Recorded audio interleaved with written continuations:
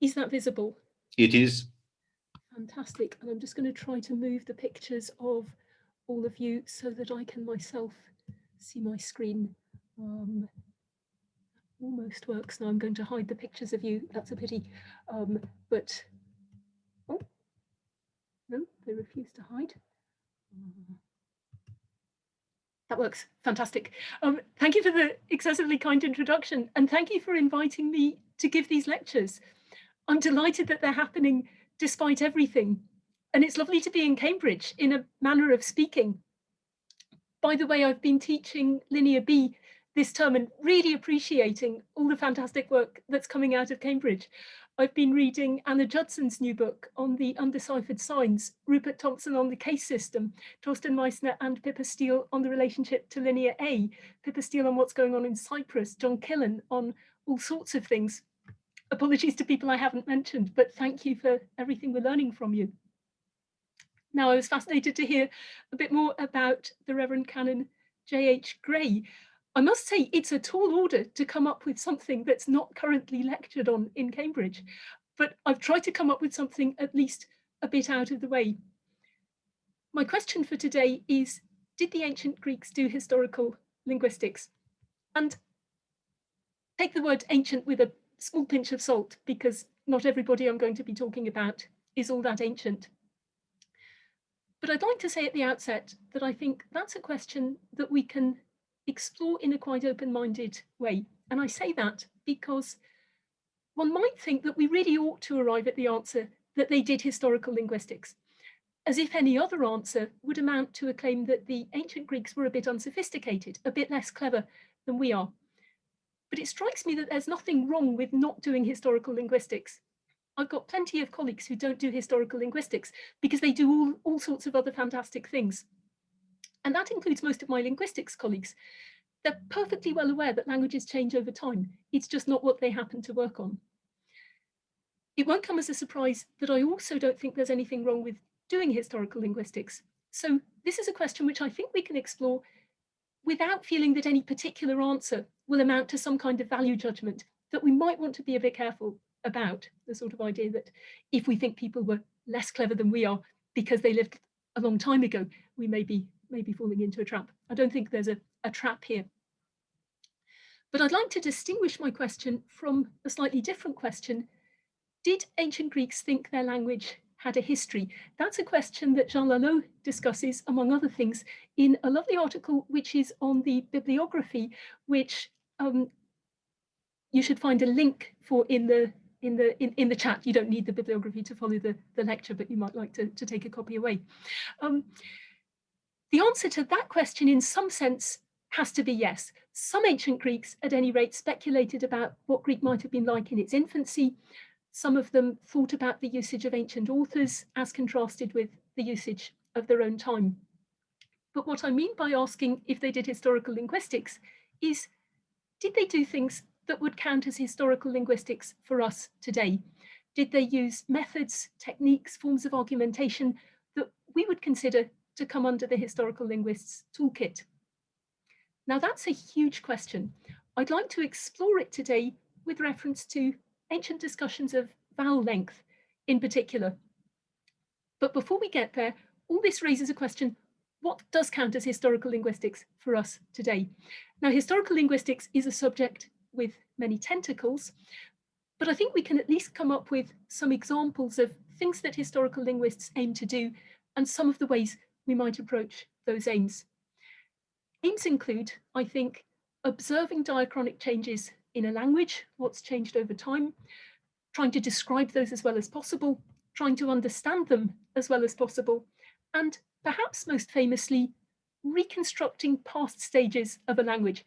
That might involve prehistoric stages of a language. Can we say anything sensible about what a language was like at a stage before we have any texts in it? Can we say anything about what its linguistic ancestor was like?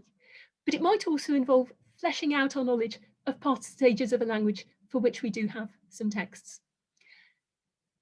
This question of linguistic reconstruction will be particularly interesting for us today. And when it comes to linguistic reconstruction, approaches that we might take include comparison between related languages or dialects, using those comparisons as a starting point for trying to work back into the past.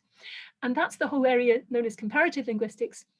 But we might also, on occasion, approach linguistic reconstruction by looking for possible relics of the past in a single language. Anything that's a bit irregular or just a bit odd in a language as it is might possibly be telling us something about the past history of that language. And that's sometimes known as internal reconstruction. The term internal reconstruction is sometimes used in a narrower way as well, but that will do for today. And internal reconstruction will be particularly interesting for us today.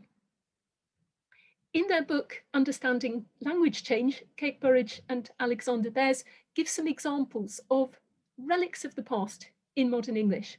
Relics can be words, like the weir of werewolf. Werewolf appears to be a compound, but what's weir? Perhaps there used to be a word.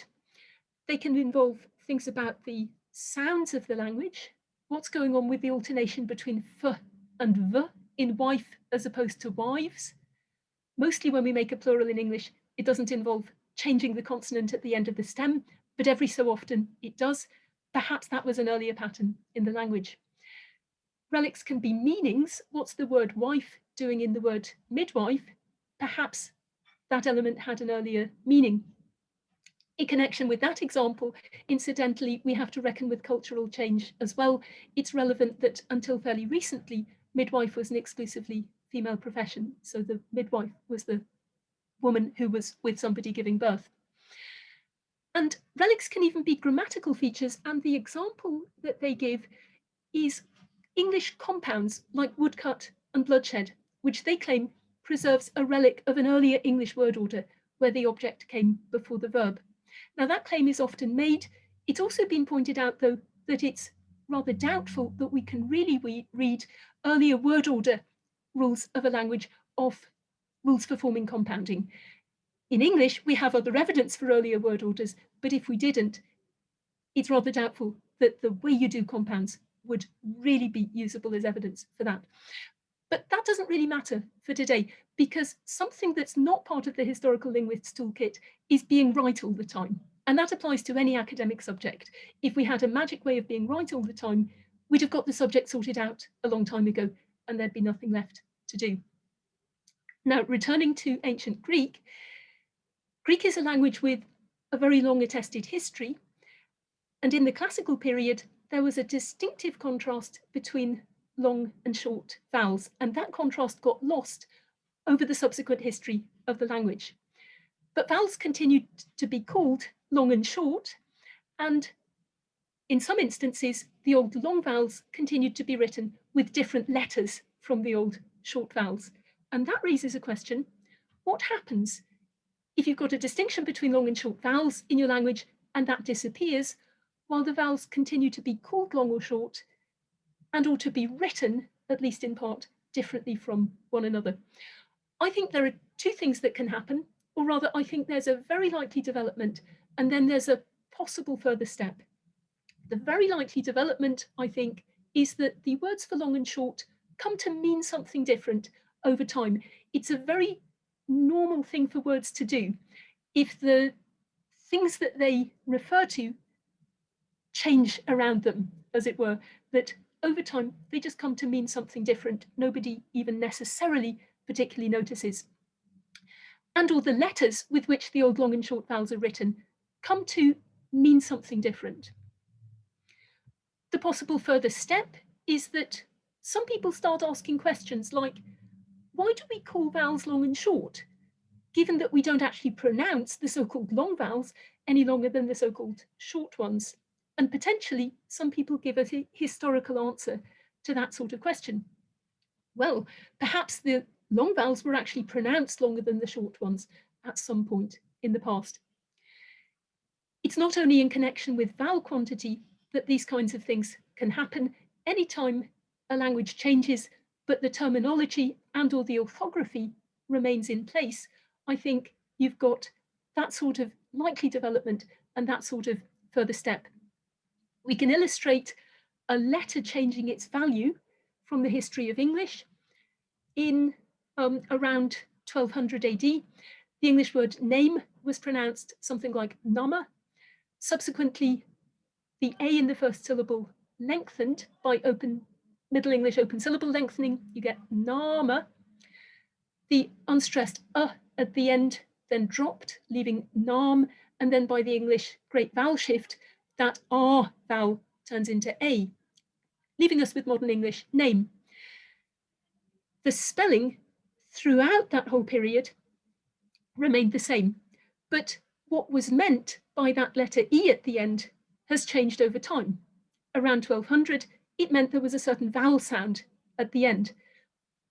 But these days, it means something quite different. Here's an example of how we explain what that E means at the end.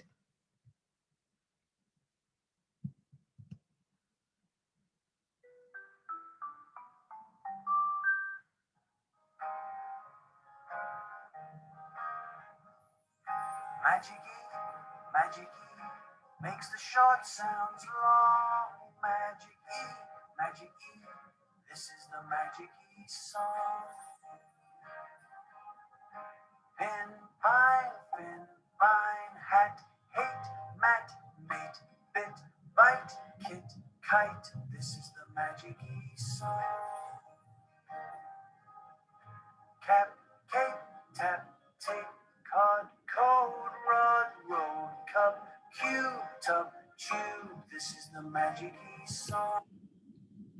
You get the idea. That's a synchronic account of what the E in the spelling of words like name means today. Just incidentally, notice also that phrase makes the short sounds long, and the imagery you saw of letters getting stretched to make them long. If we listen to the beginning of the next stanza, we can hear that again. Magic E makes the short sounds long. Magic.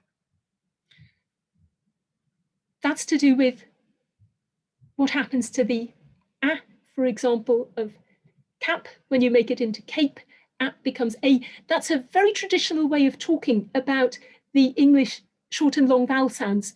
What's interesting is that because of the great vowel shift, there's a lot more going on than just stretching the vowel out. But we're quite happy to talk about making short sounds long, even though what we mean by that these days is rather complicated. Very traditional way of talking about the English vowels that these days means something rather complicated. But good, that's a synchronic account of Magic E.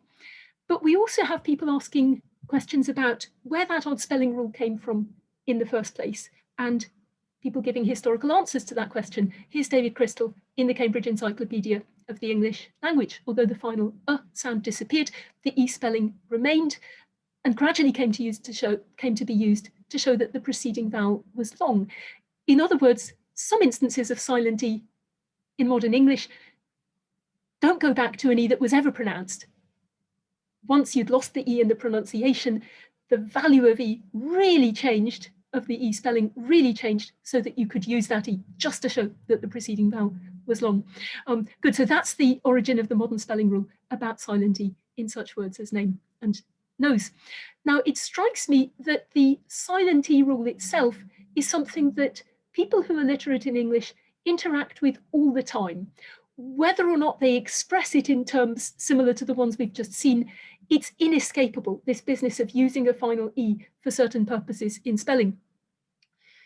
This kind of historical discussion, on the other hand, is confined to a smaller group of people, not just professional linguists, but anybody who might open a book like the Cambridge Encyclopedia of the English Language, anybody who takes an interest in the history of the language.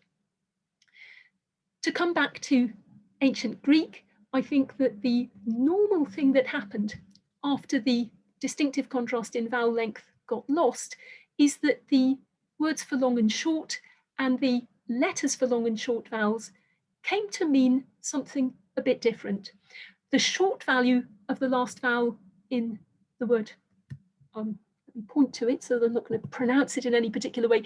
The short value of the last vowel in that word means a whole lot of different things. It means that that vowel should be spelt with an omicron, differently from the last vowel of the genitive plural. It means that the accent is able to fall on the antepenultimate syllable, again, differently from what happens in the genitive plural. It means that the form is an accusative singular, again, differently from that form. And it means that that syllable may need to be scanned short. That will depend how the following word begins, but that will never happen in the genitive plural. So the short value of that last vowel actually means quite a lot of things. What it doesn't mean is that you've got to pronounce that vowel any shorter than you pronounce the omega in the preceding syllable. Now, I think those are the normal developments that we get in the Greek grammatical tradition, as well as more widely among literate speakers of the language. I think those things, particularly points 1 to the first 3 of those points, are things that you couldn't really avoid interacting with if you were literate in ancient Greek. The last one will depend if you were interested in sort of classical poetry or classicizing poetry, but those I think will matter if you're literate. I don't want to spend time on those kinds of developments today, although in the second lecture, in a couple of days, we'll look at some developments of that type in connection with Latin. But what I'd like to do today is ask whether anybody asked themselves in historical terms about the short and long values of the vowels. Why do we actually call those vowels long and short, as it were? Now, in pre-modern times, the most famous group of people who did that are Erasmus and his associates. I don't know if it's a faux pas to mention them in Cambridge. I'll just do it really briefly. Here's a short extract from Erasmus's treatise on the pronunciation of Latin and Greek, which takes the form of a dialogue between a bear and a lion. The bear plays the role of the teacher, the lion plays the role of the pupil. And in this passage, they're talking not about vowel quantity directly, but about syllable quantity. And the bear asks, in what respect does a long syllable differ from a short one? And the lion says, in a long, drawn out pronunciation. And from the bear's point of view, that's the right answer, even though it's not the pronunciation in Erasmus's day. But according to the bear, it must have been true in antiquity. Otherwise, why did famous and serious men teach prose rhythm in so many volumes? In other words, it doesn't make sense for the ancients to have devoted so much effort to talking about long and short syllables, unless they meant something like literally long and short syllables.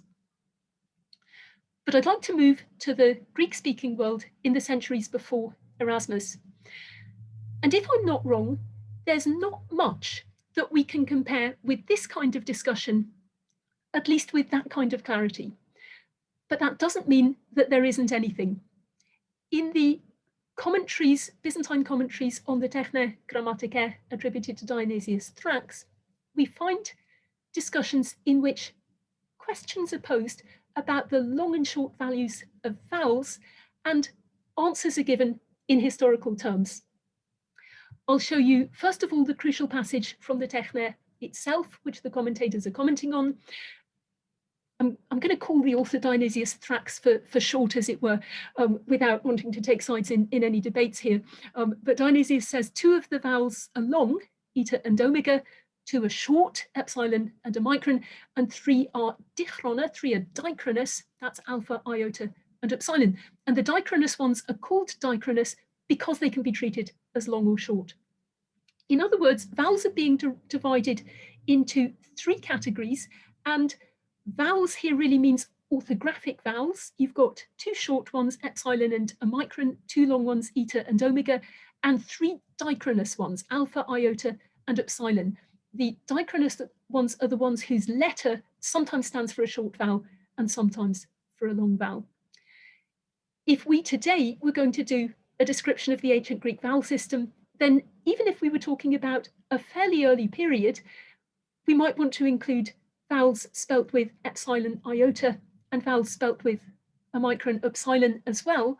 But in the grammatical tradition, those count as diphthongs because they're written with 2 letters each. So for today's purposes, these are the vowels in the system. Now, in this passage from the commentaries, we have a comment about the dichronous vowels. What does it mean to say that they're sometimes long and sometimes short? Well, the ancients pronounced a long alpha, for example, differently from a short one. It's implicit here, I think, that that's not what we do today. That's what the ancients did. And this contrast between what the ancients did and what we do is, I think, even clearer in this passage. The ancients then did not pronounce the long and short vowels in the same way, but for the long vowels, they waited, as it were, for twice as long a time period in their pronunciation. And for the short vowels, they waited less long, i.e. half as long as the time they waited for a long one, and so on and so forth, so that for every syllable, they could distinguish between long and short from a young age. It's implicit, I think, that if you can distinguish between long and short vowels today, you won't be all that young anymore. So the ancients did something different from what we do today. They didn't pronounce the long and short vowels in the same way. Implicitly, that's what we do today, but the ancients did something different. In this passage, we're told that Dionysius called the eta and the omega long, not because they're written with big letters. Implicitly, I think you might think that's why they're called long. And that's interesting because that suggests that the real answer why they're called long is not all that obvious. People are happy to call vowels long and short without being all that clear about exactly why they're called that. But no, that isn't the answer, because short vowels can also be written with big letters. And then the interesting bit for us in the next part of the discussion is because he means long and short with respect to the time interval and the duration of the voice. It's a matter of how long they pronounce them for.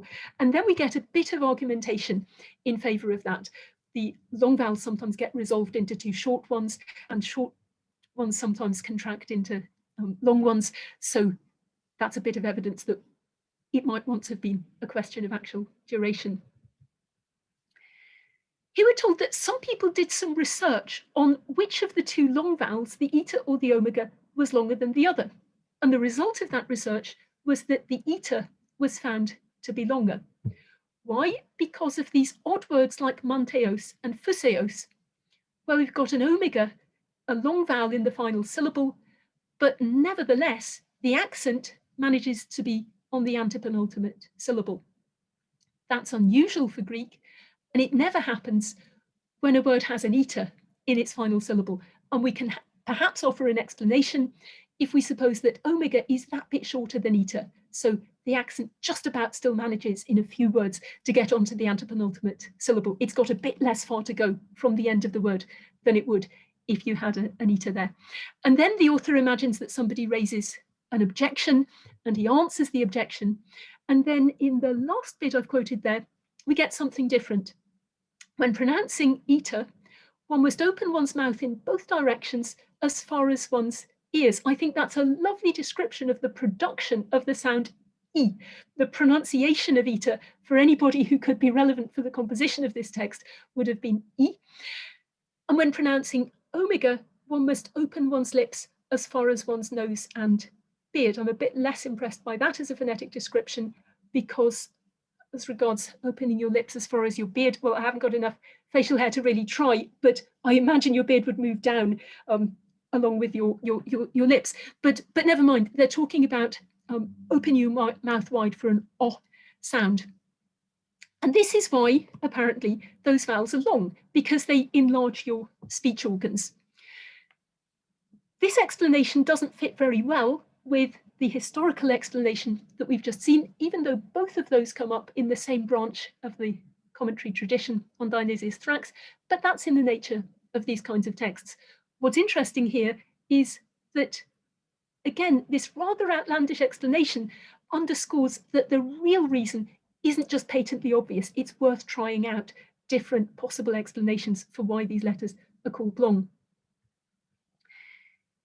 Here we're told that the ancients pronounced the short vowels, epsilon and omicron, really quickly and didn't wait as long as they did in the case of eta and omega.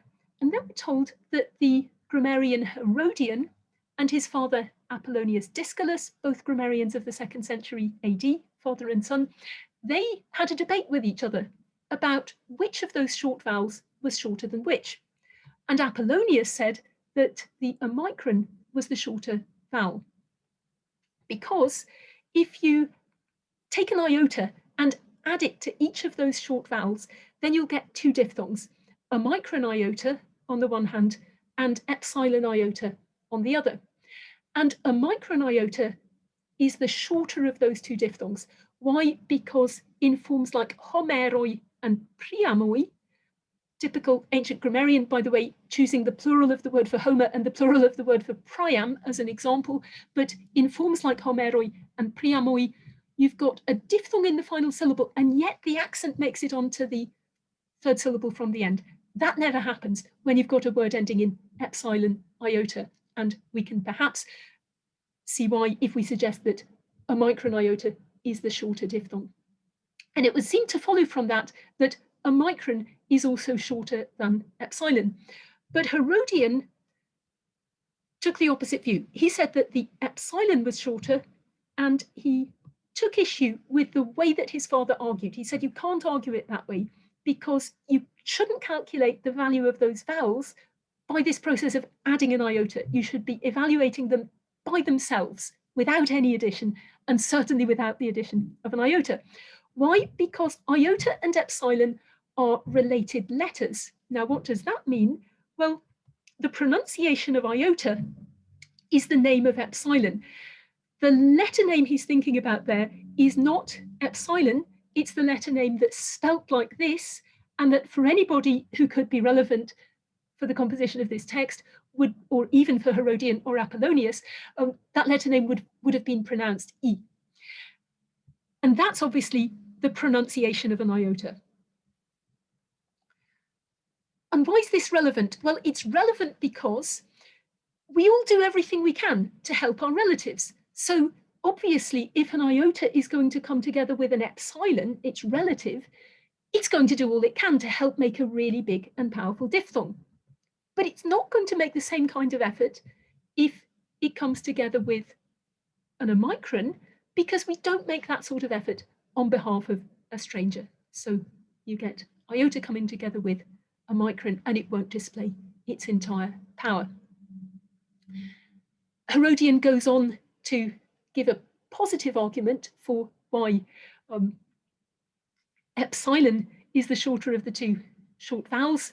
And in one branch of the commentary edition, we then get a further argument added that's not attributed to anybody in particular. Now, I don't suppose that this debate closely resembles any conversation that Apollonius and Herodian might have had over the breakfast table, as it were. But for the later tradition, it was fascinating to think about what it would have been like having a father and a son who are both grammarians, what sorts of debates they might have had with each other. And I've got some experience of how fascinating that is for people, because as some of you know, I'm married to another classical philologist. And a while ago, a colleague said to me, do you and Eleanor ever work on the same things? And I said, oh yes, we've even written a couple of articles together. And then I added that at the time I was even writing a couple of paragraphs, taking a different view on something from something Eleanor had written. And my colleague seized on that bit and said, that's really exciting. Do you have big rows over the breakfast table about philology? Of course, we don't have big rows about philology over the breakfast table. Breakfast tables discussions are always really constructive, but it's so fascinating for people to think, if you're married to each other or you belong to the same family and you work on the same things, what would that be like? So I think what we've got in this text is, or in the series of related texts, is attempts to imagine the kinds of discussions that Apollonius and Herodian might have had with each other. But be that as it may, in the commentaries on Dionysius Thrax, we've got questions being posed about why vowels are called long and short, and a historical answer being given to those questions. And more than that, we've got synchronic irregularities in Greek, the odd forms like manteos and phuseos, and the odd behavior of final diphthongs, oi, and for that matter, I, odd behavior of those diphthongs in connection with the accent are being used as starting points for suggestions about the history of the vowel quantity system. Those uses of synchronic irregularities, I think, have all the hallmarks of our own internal reconstruction. You take something that's genuinely irregular, in synchronic terms, and you use that as a starting point for a historical proposal. And you fight with your colleagues about whose proposal accounts better for all the data. And that bit's important because that's how we move the subject forward. In fact, those same synchronic irregularities form the starting point for quite a number of modern discussions about the history of the language. I give you a few examples here. They're also on your bibliography. I've even contributed myself to the discussion about the accent of words ending in oi or I. So I think that's a really reasonable thing to do, even if my suggestion is a bit different from Apollonius Discalus's. Now, if I'm not mistaken, what we've got in those commentaries on Dionysius Thrax is really special in the Greek grammatical tradition. I'm not aware of anything earlier that's really comparable to those discussions, or at least not with the same degree of clarity.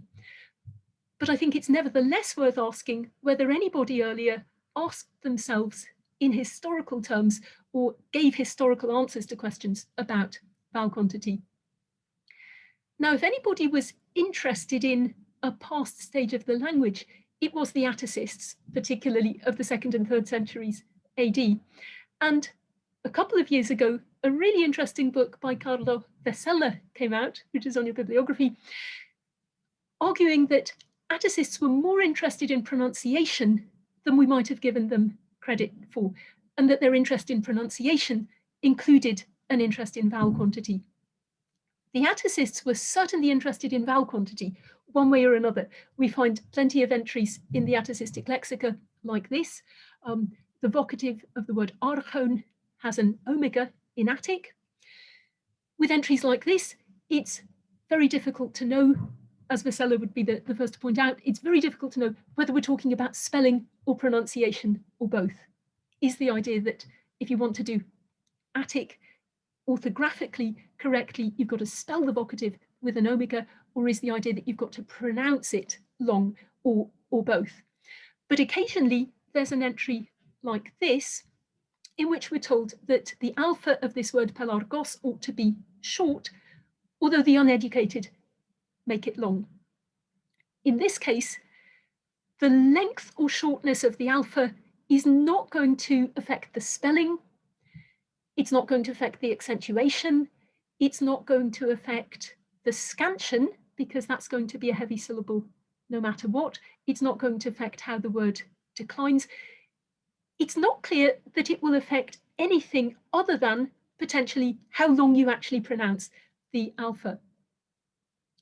So an entry like that would suggest some interest in the actual long or short pronunciation of the alpha. There aren't many entries like that. In fact, I think this is the best one for Vesella. But Vesella makes the case that the Atticists advocated a rather conservative pronunciation that could still be heard in their own day in some quarters. Phrynicus was probably writing in the 2nd century AD, and that was arguably the latest period at which you could still hear a distinction between long and short vowels, at least under some circumstances in some quarters.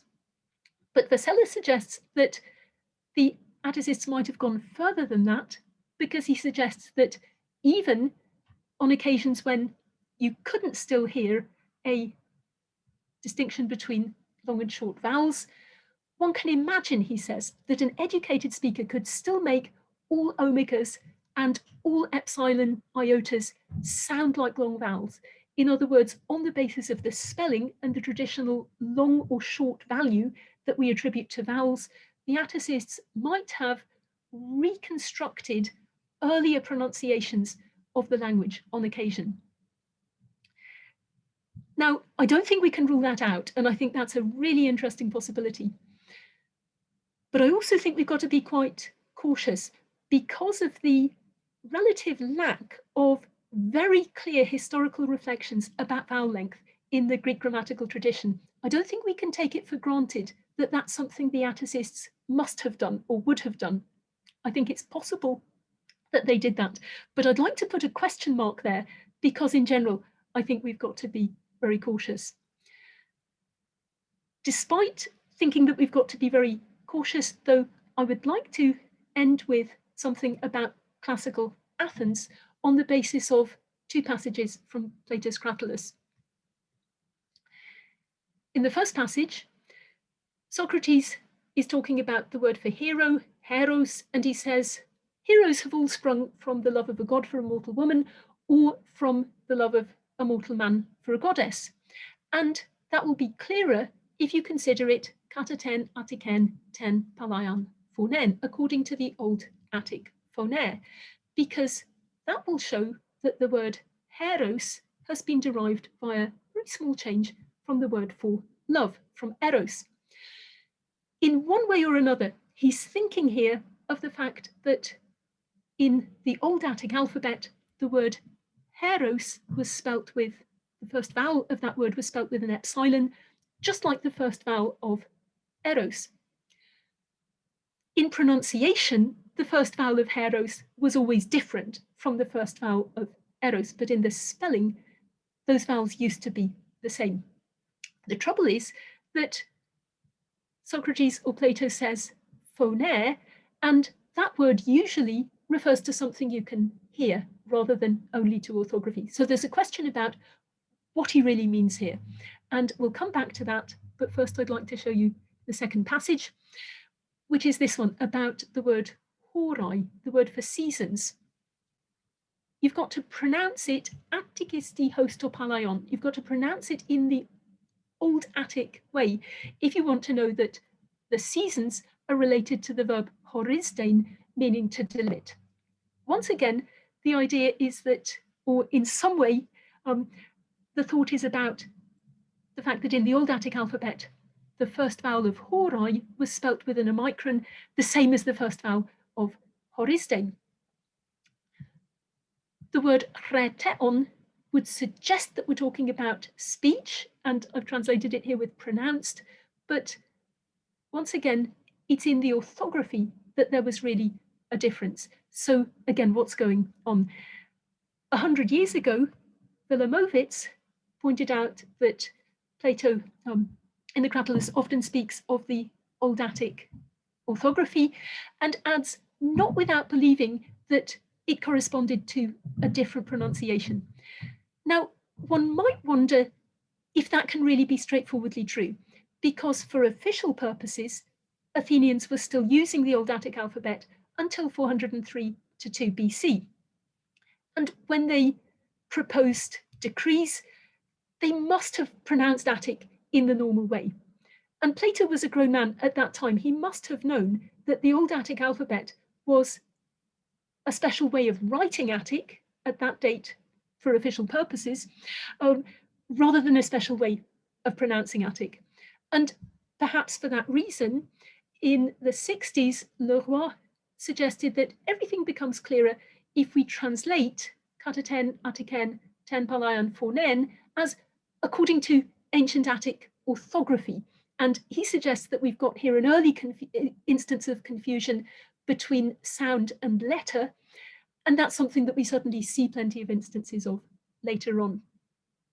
And I think his idea, insofar as it's meant to be different from Philomovitz's idea, must be that the word phonaire, a word for pronunciation, is being used, but what's really meant is orthography. Now, I don't think we can rule that out, but I wonder if Philomovitz might have been right after all. But I've been asking myself how exactly that might have worked. And in particular, I've been asking myself how Athenians might have thought about the Old Attic alphabet and the Ionic alphabet at a time when they were exposed to both, perhaps in the period when they were already using the Ionic alphabet for most private purposes, but they were still using already using the Ionic alphabet for private purposes, but they were still using the Old Attic alphabet for official purposes. Because at that period, perhaps they started asking themselves questions like this. In our official inscriptions, why do we write things like this rather than this, the way that you would write it in the Ionic alphabet? And perhaps the sort of answer they gave was like this. Oh, well, there must have been a time when we pronounced it like that. if that's the thought process, I don't think it's just Plato, because of the way he refers in passing to the old Attic way of pronouncing things. I think there's a presupposition that this is an idea that his audience would have been familiar with. So if that's the thought process, I think it's got to be one that was floating around in Athens a bit more widely.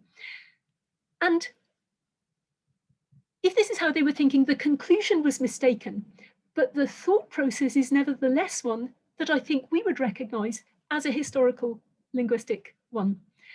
And we can, just for fun, perhaps go even a step further and suggest that perhaps that sort of consideration might even have played a role in the debate about introducing the Ionic alphabet in the end for official purposes. And just for fun, here's how a contribution to that debate might have looked. That's it. Thank you very much for listening.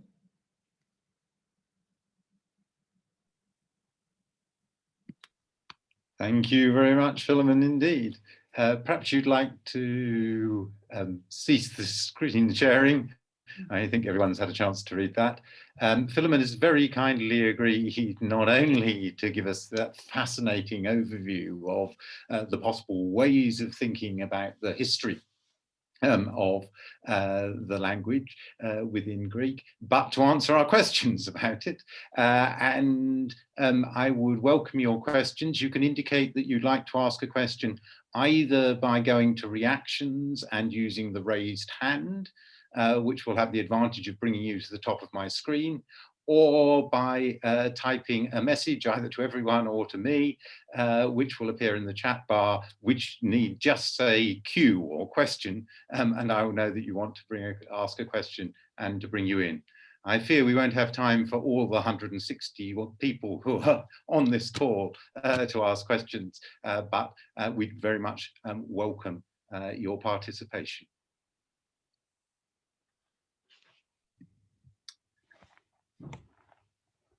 James Claxton has a question. Thank you very much indeed, Philomena, for that really fascinating, excellent talk. I just wondered when you, that last bit of Plato you talking about, when Plato says that there's a small change in the change between eros and heros, what do you think he means? I mean, what do you think he means by that small change? Is it just, yeah, sorry, I suppose that he means that we used to pronounce the first vowel of the word for hero short. And that's why we used to spell it with epsilon. And then there's been a not too big change to a long pronunciation. But if you undo that, you can see the relationship with the word for love more clearly, I suppose.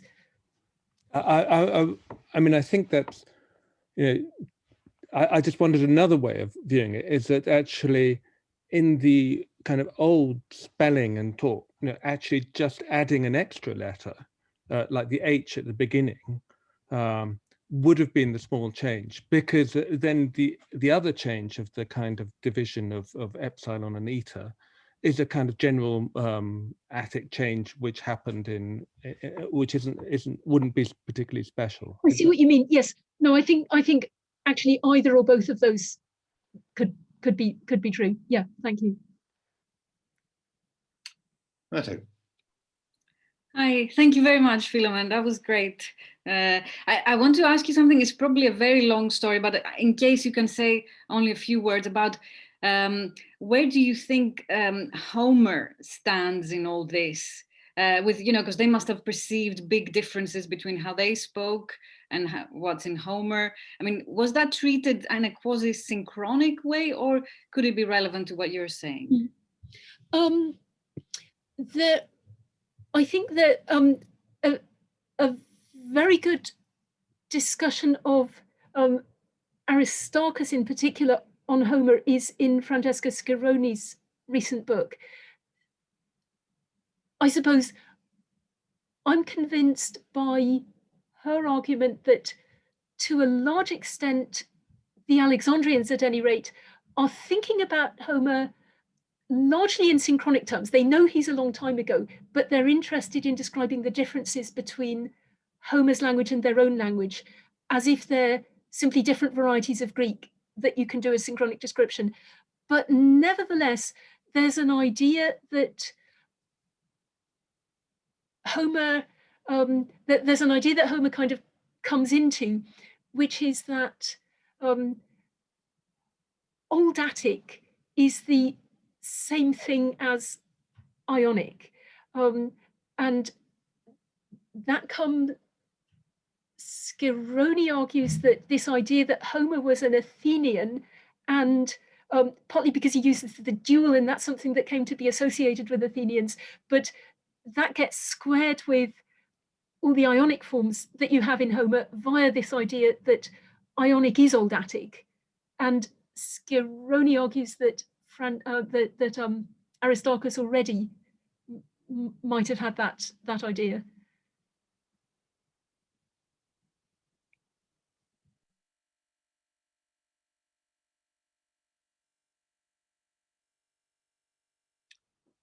Would anyone else like to ask a question? Can I myself ask you about aspiration? That is, long and short vowels are one of the differences that one observes sort of immediately. One deals with more than one Greek alphabet, as it were. But differences in aspiration are the other thing that one immediately notices. Is there a comparable discussion about aspiration? Not, I think, in the same detail, but yes, again, in the commentaries on Dionysius Thrax, there's the idea that the same letter can get used with either with more than one value, long and short, or with more than one diacritic, either the smooth breathing or the rough breathing. And in connection with that, you get a comment that the ancients used to pronounce aspirated vowels differently from unaspirated vowels. And again, I find that very special in the Greek grammatical tradition, because normally they talk about aspiration and they worry about which vowels are aspirated, but without any explicit recognition that they're not straightforwardly pronouncing aspiration on vowels. Jo. Thank you. Thanks, Philomena. Yeah, I had a question which I think is a bit similar to James's. On the Plato discussion of the Omicron and the Omega vowels, again, I was just interested in whether there were other ways of interpreting that distinction or the similarity, and if it could be read as just seeing that they were in some way both O vowels kind of thing. That they, again, it was kind of a related issue. That's interesting. I'm not sure I completely understood. I'm not sure I completely understood your point. I guess when we're taught, then we see kind of connections between Omicrons and Omegas, and I mean the names there too, right? But we see the similarities, and so if he's just kind of saying that an Omicron has something of the flavour of an Omega, so I see what you mean. Almost like the commentators on Dionysius Thrax saying that they're related letters because we used to spell them the same way. I find the wording ten artiken, ten palaion phonen a bit worrying for that, and the chreteon in the other passage, but otherwise I would find that quite attractive as a kind of thing to think. But yes, I'm tempted to think that there's some idea there about Old Attic having been pronounced differently, but perhaps in the distant past rather than immediately, because I suppose he knew what happened in the immediate past. I guess there's something about the name then potentially giving a connection to them, so that they're seeing a greater similarity than there might have been. But anyway, thanks. Thank you. Torsten. Sorry, just had to unmute myself. Thank you very much, Philomena, for really fantastically clear and very interesting talk.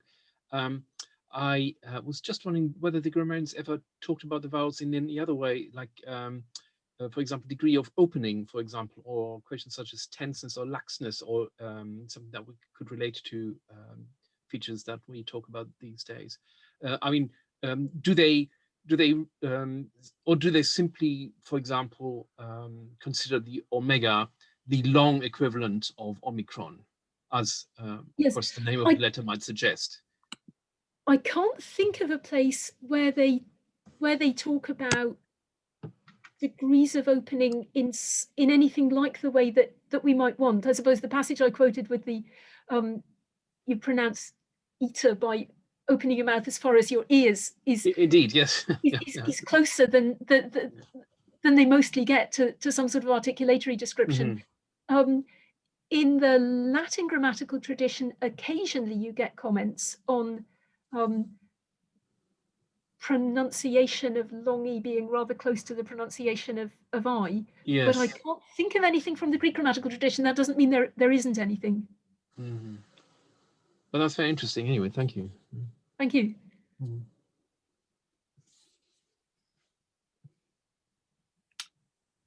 Olga. Hi, Philomena. Hello from Venice. So, I'm going to ask you a question that I asked Lara Pagani at a recent conference we had virtually. And the question is, we get this idea that the ancient grammarians had some notion that at least in Attic there were newer and older varieties. But do you know if the same idea applies to other dialects? Or is it just something that concerns Attic? Because that would be quite interesting. yes, that's interesting. I don't know. Again, this idea that Old Attic is Ionic comes to mind, but that's still connected in some way with Attic.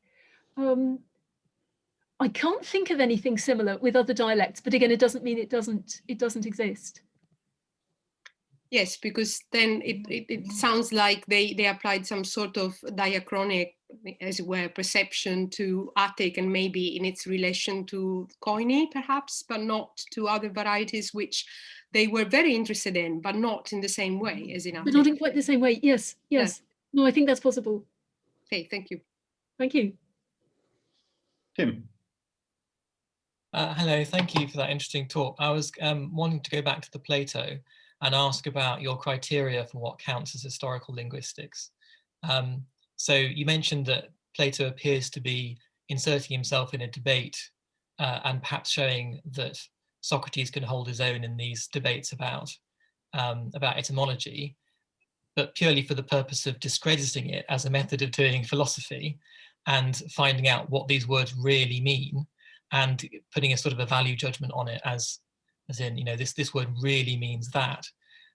So is the purpose and the motivation of the inquiry an essential feature of what makes historical linguistics? Does it need to be absent of ideology and sort of philosophical? Yes. No, I would say for me not. In fact, what I'm suggesting about those passages of the Cratylus is rather incidental to the purposes of the Cratylus. I think there's a passing allusion to an idea that might have come up almost by accident that I think has a sort of historical linguistic flavor, because I think what's happening is noticing something interesting about the orthography. And I think this is something we do as historical linguists, noticing that in Oscan, S's are sometimes written double and sometimes they're written single. Is that something to do with the history, or is it something to do with the synchrony, or what's going on?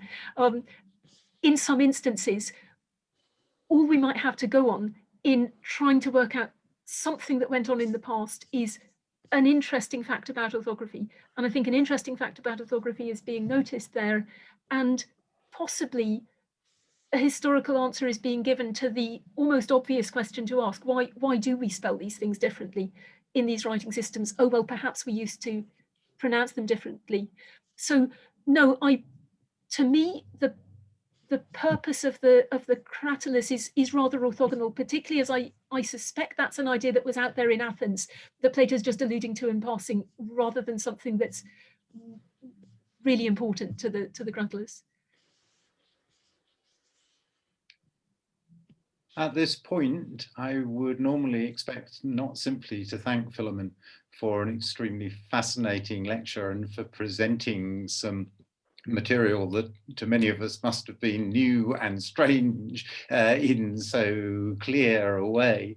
But I would also be inviting everybody to come to a reception in our cast gallery, the curator of the Cast Gallery would actually be extremely worried had I been inviting you at this point, since we have a fire limit of 100 people in our Cast Gallery. But unfortunately, I can't break the fire limit today by inviting you to do anything other than to come back for another feast at the same Zoom address on Thursday at 5, when Philomena will turn her attention to the Romans and ask whether the Romans did historical linguistics. But if you reach for your reactions, perhaps you could all show your appreciation to Philomena for the wonderful feast that we have had today. Thank you very much. Thank you.